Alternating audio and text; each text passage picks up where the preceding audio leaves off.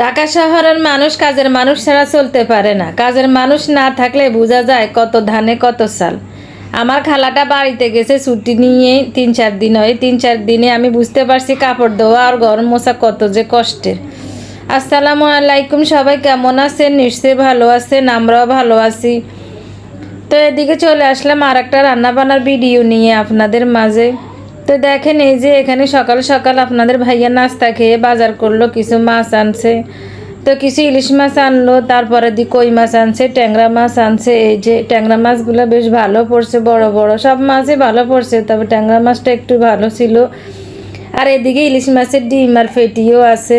তো আমি এক এক করে এখন মাছগুলো একটু প্যাকেট করে নিব, একটু হালকা ধুয়ে নিব। তো এই যে ট্যাংরা মাছগুলো একটা বক্সে নিয়ে নিলাম, আজকে আর ট্যাংরা মাছ কাটবো না। তারপরে কই মাছগুলো একটা বক্সে প্যাকেট করে নিব। তারপরে এখানে ইলিশ মাছগুলো বক্সে নিয়ে নিছি। তো এই যে দেখেন, কই মাছগুলো আমি প্যাকেট করে নিয়েছি এই যে। আর আজকে রান্না করব কিছু ইলিশ মাছের ডিম আর ফেটিটা। মাছটা আমরা খাবো, বাচ্চারা মাছ খাবে না, ইলিশ মাছ খেতে চায় না কাটা বলে। তো ওদের জন্য ডিম নিয়েছি। তো আমি ইলিশ মাছটা একটু ভালো করে ধুয়ে নিতেছি, এই যে ধুয়ে নিলাম দেখেন। আর এই যে তেলাপিয়া মাছের মাথা, এটা দেখছেন না, এটা দিয়ে আমি চাল কুমড়া রান্না করব, সাথে মশারির ডাল দিব। কে কি বলেন, আমরা চাল কুমড়া বলে, ঢাকা শহর জালি কুমড়া বলে। তো এদিকে আমি রান্না বসাই দিয়েছি, এই যে ইলিশ মাছগুলো ভাজি বসাই দিয়েছি, এপাশ হয়ে গেছে এপাশ উল্টিয়ে দিয়েছি। আর এদিকে আমি চাল কুমড়াটা রান্না বসাই দিয়েছি। এই যে এখন চাল কুমড়ার মধ্যে মাছের মাথাটা দিয়ে দিয়েছি, এটা ভালো করে কষিয়ে নিব। আর এদিকে আমার ইলিশ মাছটা ভাজা হয়ে গেছে, এই যে এক এক করে সবগুলো ইলিশ মাছ উঠে নিছি।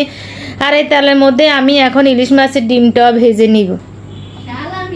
ইলিশ মাছের ডিমটা বেশি ভাজতে হয় না, না ভাজলেও হয়তো এমনিও রান্না করা যায়, কিন্তু আমি ভেজে নিয়েছি, একটু ঢাকা দিয়ে নিয়েছি। ঢাকা না দিলে তেল ছিটকে এসে গায়ে পড়ে, এজন্য ঢাকা দিয়েছি। তো আমি এই তেলের মধ্যে এখন কিছু পেঁয়াজ দিব।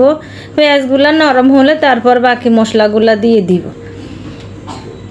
তো এই যে আমি পেঁয়াজটা দিয়ে দিছি, পেঁয়াজটা এখান দিয়ে আস্তে আস্তে নরম হোক, আমি চুলার আঁচ কমায় রাখছি। আর এদিকে আমার মাছের মাথাটা কষানো হয়ে গেছে, দিয়ে দিলাম সেই চাল কুমড়াটা, আর দিয়ে দিব উপরে দিয়ে মশারের ডালগুলা দিয়ে আমি এখন এটা কিছুক্ষণ রান্না করব, ঢেকে রাখবো, ঢেকে কিছুক্ষণ কষা নিব। তো এদিকে আমার পেঁয়াজটা নরম হয়ে গেছে, এখন এতে আমি একটু আদা, একটু রসুন, সবাই বলে ইলিশ মাছ রান্না করলে আদা রসুন মশলা দিতে হয় না, কিন্তু আমি একটু একটু দিই। তো দিয়ে দিলাম এই যে আদা রসুন, মরিচের গুঁড়া, জিরার গুঁড়া, হলুদের গুঁড়া, ধনিয়ার গুঁড়া দিয়ে কষিয়ে নিলাম। তারপরে কাঁচামরিচ দিয়েছি, একটু পানি দিলাম মশলাগুলো যেন পুড়ে না যায়। তারপর ওই যে মাছের পেটিটা দিয়ে দিব, আর দিলাম একটু টমেটো।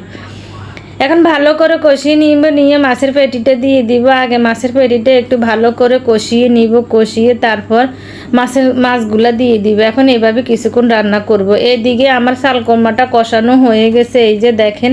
এখন আমি পর্যাপ্ত পরিমাণ পানি দিয়ে ঢাকা দিয়ে রাখবো, পানি মানে যতটুকু লাগে আপনার। তো এদিকে চাল কুমড়াটা হতে থাক, আর এদিকে মাছের পেটিটা কষানো হয়ে গেছে। এখন দিয়ে দিবে ভেজে রাখা মাছ আর ডিমগুলি দিয়ে কিছুক্ষণ ঢাকা দিয়ে অল্প আছে রান্না করব। রান্না করে তারপর আমি ঢাকা দিয়ে রাখবো। এই যে দেখেন, এখন অল্প আছে রান্না করব, এভাবে আস্তে আস্তে হয়ে যাবে। এই তো হয়ে গেছে, কালারটা একটু কালো আসছে, সেটা ক্যামেরার কারণেই আসছে, অতটা কালো হয় নাই। ও ফেরিটা দেওয়ার পর একটু কালো হয়ে গেছে। তো আর কি মাছটা হয়ে গেছে, এখন আমি ধনিয়া পাতা দিয়ে এটা একটা বাটিতে তুলে নিব। আমি চুলার আঁচটা বন্ধ করে দিয়েছি। আর এদিকে আমার চাল কুমড়াটাও রান্না হয়ে গেছে দেখেন।